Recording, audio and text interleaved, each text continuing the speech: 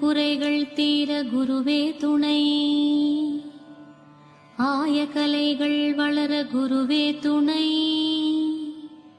நீங்கா இன்னல்கள் தீர குருவே துணை.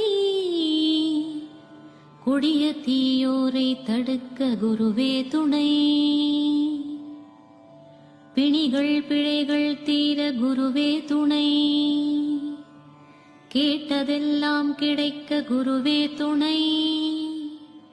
அகையிருள் நீங்க குருவே துணை.